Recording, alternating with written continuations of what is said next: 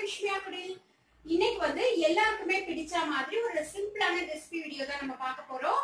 அது என்ன அப்படினு பாத்தீங்கன்னா எக் கிரேவி வந்து ரொம்ப சிம்பிளா வீட்ல இருக்கிற பொருளை வச்சு எப்படி ரொம்ப டேஸ்டியா செய்யறது அப்படிங்கறத இந்த வீடியோல பார்க்க போறோம்.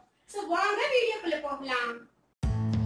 ரொம்ப ரொம்ப ரொம்ப டேஸ்டான எக் கிரேவி எப்படி பண்ணுறது அப்படிங்கிறத இன்றைக்கி நம்ம பார்க்க போகிறோம். என்னடா இவங்க எல்லாத்தையுமே ரொம்ப டேஸ்ட்டுன்னு சொல்கிறாங்களே அப்படின்னு நீங்கள் நினைக்கலாம். கண்டிப்பாங்க எனக்கு எது ரொம்ப நல்லா செய்ய வருமோ, அம்மா சொல்லி கொடுத்ததில் வந்து நாங்கள்லாம் எது ரொம்ப நல்லா செய்வோமோ அதுதான் வந்து நான் மேக்ஸிமம் வீடியோஸாக போடுவேன். ஸோ நீங்கள் தாராளமாக ட்ரை பண்ணி பார்க்கலாம்.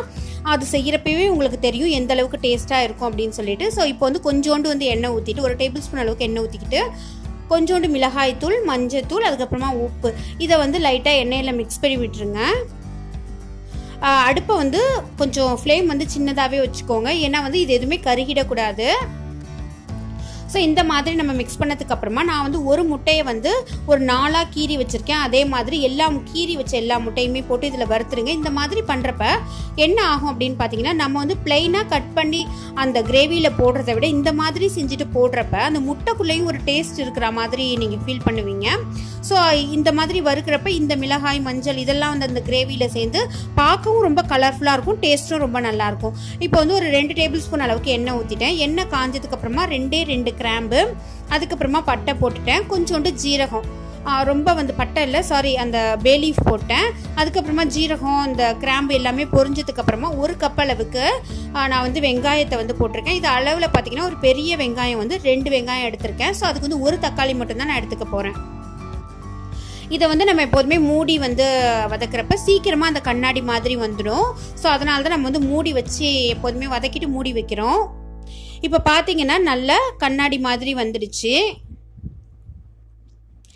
இப்போ வந்து நான் இஞ்சி பூண்டு தட்டி வச்சுருக்கேன். இப்பயும் வந்து அந்த ஃப்ளேமை சின்னதாகவே வச்சுக்கோங்க, ஏன்னா இஞ்சி பூண்டு வந்து நல்லா கருகும். அதனால் வந்து சின்னதாகவே வச்சுட்டு இதுவும் வந்து நல்லா பச்சை வாசம் போகிற அளவுக்கு வதக்கிக்கோங்க. இப்போ வந்து நம்ம சேர்க்க வேண்டிய மசாலா எல்லாமே ஒன்று ஒன்றா சேர்த்துடலாம்.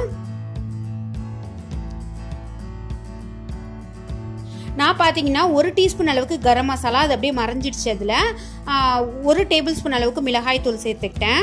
கரம் மசாலா சேர்க்குறது ரொம்ப ஃப்ளேவர் நல்லாயிருக்கும். அப்புறமா வந்து ஒரு 3/4 டேபிள் ஸ்பூன் அளவுக்கு மல்லித்தூளும் 1 டீஸ்பூன் அளவுக்கு மஞ்சள் தூளும் இதில் சேர்த்துக்கிட்டேன். இப்போ வந்து இதை நல்லா வதக்கி விடுங்க. நீங்கள் இப்போ தண்ணி சேர்க்கவே வேண்டாம், அது நல்லா வதங்கட்டும். அதுக்கப்புறமா லாஸ்ட்டாக நமக்கு தேவைப்பட்டால் மட்டுமே தண்ணி சேர்த்துக்கலாம். இப்போ பார்த்தீங்கன்னா எல்லாமே நல்லா வதங்கிடுச்சு. ஸோ நான் எடுத்து வச்சுருக்க தக்காளியும் சேர்த்துட்டேன். தக்காளி சேர்த்ததுக்கப்புறமா நான் வந்து கல்லுப்பு போட்டுக்க போகிறேன். ஸோ அந்த மாதிரி நம்ம செய்கிறப்ப நல்ல ஒரு பேஸ்ட் மாதிரி நமக்கு வதங்கி அது கிடைக்கும். தேவையான அளவுக்கு உப்பு அதையும் வந்து இதிலே போட்டாச்சு. ஸோ இப்போ வந்து நல்லா வதக்கிட்டு இதையும் வந்து நம்ம மூடி போட்டு ஒரு 5 நிமிஷம் சிம்லேயே இருக்கட்டும்.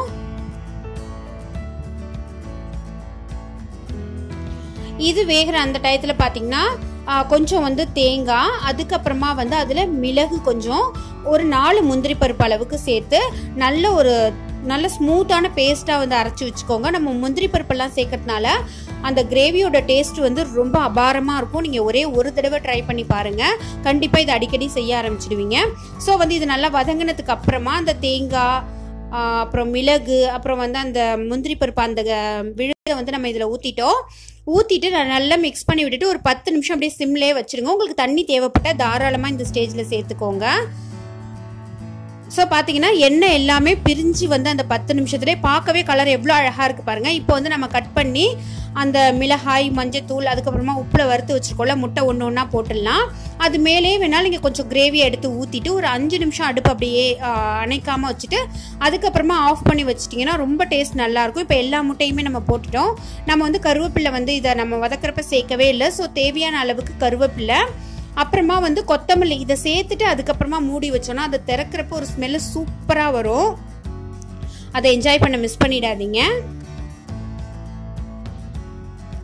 ஸோ இந்த மாதிரி பண்ணிவிட்டு பார்க்க பாருங்கள் எவ்வளோ அழகாக இருக்கோ, அதே மாதிரி டேஸ்ட்டும் வந்து ரொம்ப ரொம்ப ரொம்ப ரொம்ப சூப்பராக இருக்கும். எனக்காக ஒரே ஒரு தடவை ட்ரை பண்ணி பாருங்கள்.